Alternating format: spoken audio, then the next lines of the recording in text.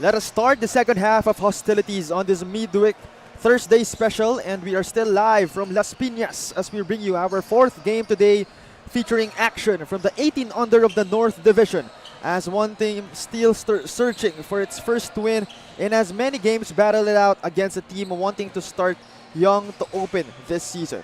We bring you the action from the country's premier youth basketball league, Manny Pacquiao's Junior MPBL. For our games today, the first set of three is already done. On to the second set of three, 18 under first between the Antipolo JY Titans and the Marikina Junior Shoemasters. Alright, good afternoon everybody. The name is Cho Pangilinan, covering the action with the debuting Coach Quito Limbo. Coach Quito, what is going through your mind right now? Good afternoon, Cho, and to all the viewers, welcome. Thanks for watching in this interesting matchup between Antipolo and Marikina Shoemasters, and I'm glad to be partnered with you on this game, Cho. Also an honor as well for me, but right now let's first talk about our teams. First, let's head to the Antipolo JY Titans. The 18 under division, they are currently 0-2, so let's talk about their past game. Correct. So, as of the moment, Antipolo is still trying to seek their first win. They came from a tough loss against Mandaluyong, dominating.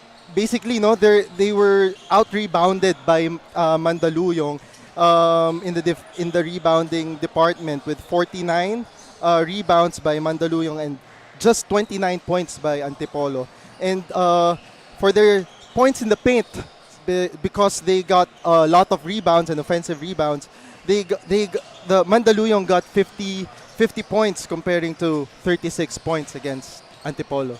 Yes, this was the game that Bon Irvin Daha, that is his brother, scored 32 points against Antipolo. But now let's talk about the opponents of Antipolo in this game, the Marikina Junior Shoemasters. For Marikina, they won their first game against Quezon City with an incredible performance, shooting 48% on the field and 46% in the three-point area, and dominating on the bench department, getting 58 points in total. That has been the story for the Marikina Junior Shoemasters, but now let's focus on some key players that have performed for both of these teams.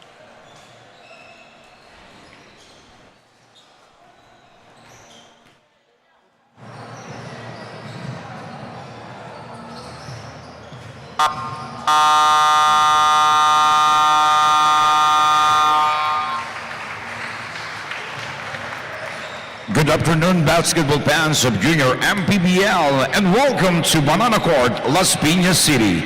The action continue for the Manny Pacquiao's Junior MPBL Season 2, ang liga ng bawat batang Pilipino.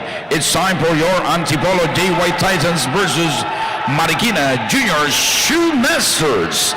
Let's meet the starting lineup first from your Antipolo JY Titans. Guard number 86, John Kerr. Shooting guard number 18, Kate Matthew Dagil. Forward number 27, Jason Acasilio. Power forward number 23, Jared Cruz. Center number 34, Aaron Clyde Nation. The head coach of Antipolo JY Titans, 18 under, Coach B-Boy Simon. His assistant, Mark Ordonez and Ike Cadarao. Team manager, Rapi Katibag. And now, time to meet the starters of your Marikina Junior Shoemasters. Guard number 7, Tashi Layupa. Shooting guard number 10, John Rick Isakio. Forward number 16, Andre Aquino. Power forward number 28, J.R. Piñas. Man in the middle, number 22, Luis Cruz. The head coach of Marikina Junior Shoemaster 18 under is Coach Richmond Jad Boladay. Assistant coach James Mendoza. Team manager Our Dorite Bola ng Pinoy team starters for Marikina, we have Rayupa, Estacio, Aquino, Piñas, and Cruz. For Antipolo, we have Kerr, Dagil, Castillo, Cruz, and Dashon. Surprised to not see Ferrer in the starting lineup of Antipolo. Once again, Chong Pangilinan, Coach Quito Limbo, and Rinoa Sanchez at your service in the mic as we start our first quarter in a short bit. Key players for Antipolo Titans here are Mike De Leon and Jed Hilario here. They made 11 points, 3 rebounds, and 4 steals for the past 2 games. While Jed Hilario made 10 points, 1 rebound, and 1 assist. And how about for Marikina, Coach Quito? For Marikina, Gerard Luis Cruz with 17 points and 2 steals when they play against Quezon City, and Rafael Isguera with 16 points and 4 rebounds. Meanwhile, possession now with Marikina after a miss coming from Antipolo. And it will certainly be difficult to see our players with our very intimate venue, Coach Quito. Medyo excited silang nakatayo sila sa bench. Well, you know, at sana makashoot na sila para makaupo na. But as I'm saying that, Marikina will indeed shoot, but nasa kabilang side sila ng court. So, Yeah. so make that 2-0. First bucket of the game belonging to Marikina. And as you can see, no, not surprising to see both teams doing their press. And let's see who really controls the pace more in terms of their defense. Here comes Antipolo. Fire for 3. Still won't go in for Antipolo. Coach Quito, Antipolo is 0-2 this season. So you're a coach, you know what these players are thinking. You know, going into a game, you're 0-2. What's the usual mindset? For sure, they're seeking their first win. No, when you take a look at this, their past 2 games, it's a kind of tough loss because they're making lots of turnovers, and you can see that they're still trying to adjust with their team chemistry. So, for sure, definitely the coach says here that they really need to perform well to have a good start, no, in this season. And certainly having a coach like Coach B-Boy Simon, a MBA legend, and of course Coach Mark Ordonez, a former PCU Dolphin. I'm sure sooner or later mahanap nila yung rhythm nila. Yeah, syempre well experience yan si Coach B-Boy Simon. Legend ng MBA. Meanwhile, still 2-0. Antipolo, nakatayo pa rin ang bench nila as Toshi Rayupa registers from that left wing. That was a good shot there in rhythm. 3 by number 7.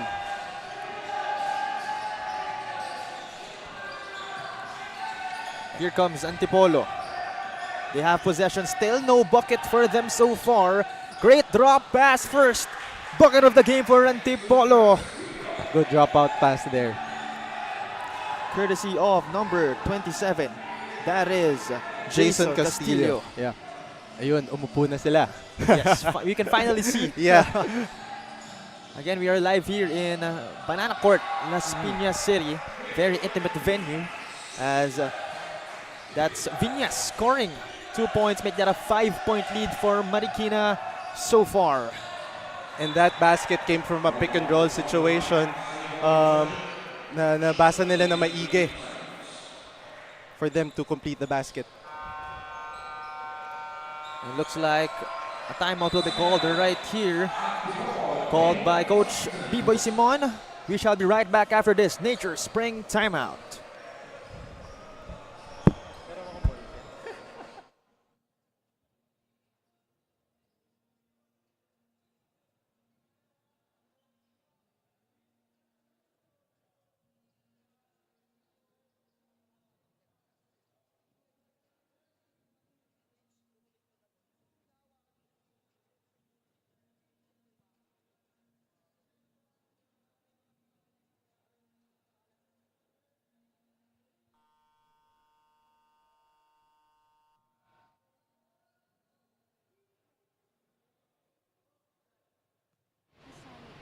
a sunny afternoon to everyone watching our live for today. But will it be sunny, warm, and bright to Marikina Shoemaster given that their starting player and their starting player and best player last season is having a hard time, Mr. Esquera. And according to his interview, 3 days na daw siya nagkakasakit dahil naulanan siya after ng kanilang game last time. Will this affect the team? Back to you, mga kaliga. Thank you very much, Miss Renoa Sanchez. And she has talked about itong si Rafael Esquera, as Coach Quito said a while ago, got 16 points, 4 boards, and a steal in their last game. It's a good performance, pero yun nga, sabi ni Miss Renoa Sanchez, Coach Quito, isa daw siya sa mga pinakinaasahan. So perhaps a better performance today? Yes, and unfortunately, no, he's not, he's sick, but naglalaro siya ngayon. So it's a good mentality it's a good boost for the team, no, to see your star player playing alongside with you. And it's definitely a good sign, but I think ang magiging question dito, Coach Quito, is yung minutes niya. Like, again, considering he is may sakit siya. Yeah. Let's see if ipi-play ba siya all throughout the game or he will be reserved for the final minutes. Hopefully he plays a lot of minutes for this time because looks like he needs him. The team needs him badly right now. But regarding to that, Coach Quito, I'm just curious. Anong sa tingin mo? Because if you sit out itong si Esquera for a long time, he will feel good dun sa mga dying minutes. Pero yung rhythm niya baka masacrifice. At the same time, pag pinlay mo naman ng tuloy-tuloy, yung rhythm is there, but again, may sakit siya. So maybe yung energy niya masasacrifice. And what do you think is the right strategy for Marikina? For me, I'd like to see him play to get the rhythm and momentum of the team. Katulad ngayon, medyo lamang sila so that, hindi sila naghahabol at the end of the game. Meanwhile, here comes Marikina. Speaking of, another point for them, make that an 8-point lead. And you can see the Marikina team, no? They're all scrambling for the ball, and you can see them that they want to win more. Definitely they do, with a win against the Quezon City 8-8 Junior Giants last game. But a Nature Spring timeout called right here, as we can see another replay of this Estacio breakaway lay-in. We shall be back.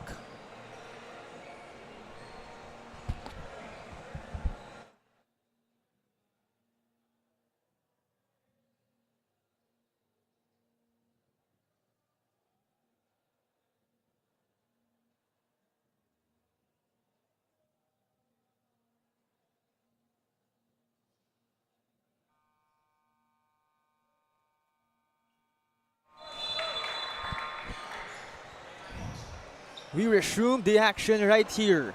Over 4 minutes remaining in our opening chapter. It's a double-digit lead for Marikina. And you can see here with Coach B-Boy Simon, they're finding ways to create plays, no, for them to get the basket here. That's why they burned second timeout na ata, no, Gio? Second timeout. They burned two timeouts already for this quarter. Certainly a gamble, considering we're still or rather 6 minutes gone by in our first quarter. Still a whole quarter left, pero wala na silang timeout. But that's okay kasi they really need to adjust now. Baka kasi it's too late for them if they try to save their timeout. Exactly, Coach Quito. And sino ba naman ako? Si Coach B-Boy Simon yun eh. Oo. Pag tumawag yun ng timeout, papakayag ka talaga eh. And let's see kung paano yung magiging reaction ng team after this timeout. So Coach B-Boy Simon having a conversation with one of our officials as it's free throws. This time for number 22 of Marikina, Gerald Luis Cruz, one of the key performers of Marikina in their last game. Again, as Coach Quito said a while ago, he tallied 17 points, 4 boards, 1 dime, 2 pickaways. Shot 66% from the field, very efficient. As they now have a 12-point lead. Oh, Ferrer losing the leather right there to Marikina. Retains possession. They have it. Great ball movement. Hands it off to Estacio. Has been making some noise so far. Will kick it out. Shot clock at 10. Estacio at the corner. Thought about the 3. Will take it anyway. Doesn't fall for him. Offensive board. Still doesn't fall. Here comes Antipolo at the run. Getting fouled on the floor was the Gil. That'll be called on number 4 of Marikina. Yeah, and that's one of the concerns a while ago with Coach B-Boy Simon with the referees. I think Marikina talaga is really trying to be physical with them. Alam mo naman, Coach, lahat ng mga magagaling na players from Marikina, actually, yung mga liga sa Marikina, we all know those leagues to be really physical talaga. Oh. If you're a baller, alam mo yun eh. Basta taga Marikina, alam mong physical maglaro. Yeah, and for sure, Coach B-Boy Simon knows that also. Exactly. Pero syempre, hindi siya papayag. Mga taga Antipolo daw ang mas physical. Still a 12-point lead for Marikina. Antipolo still trying to find their rhythm. So far, it's the 3rd team foul for Marikina. Antipolo still 2 more fouls to give. Ferrer. That doesn't go. Another try. Still won't go. The follow-up still doesn't go. But the 4th try going in for Quintero. And that's one of the key points for Antipolo for today's game. If they want to win, they need to get those offensive rebounds and make them so that they can be relevant in this game and get this win. So a foul called on Marikina. No more fouls to give. No basket, huh? Okay, it's a basket. Yes, it's a basket. But then simultaneously, merong foul. Okay. The Gil smart play. Kita mo yun? Nakaw play. Kahit tayo di na rin nakita yun agad. Yeah. Passed it behind the back of his opponent and got it back. Meanwhile, Ferrer all the way made that 4 straight points. Actually, 6 straight points for Antipolo. And you can see here that the defense is picking up for the boys in Antipolo. Yes, certainly. Another good defensive stop by Antipolo. Another chance for them to minimize the lead.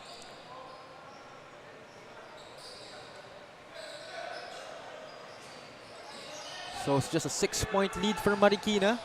Last minute in our opening period. They have it. Ferrer has the leather, putting on the moves. Sends it out. Abekibel uses the pick from Quintero, but he's called for an illegal pick. Turnover. When you take a look at Antipolo, no, stagnant sa taas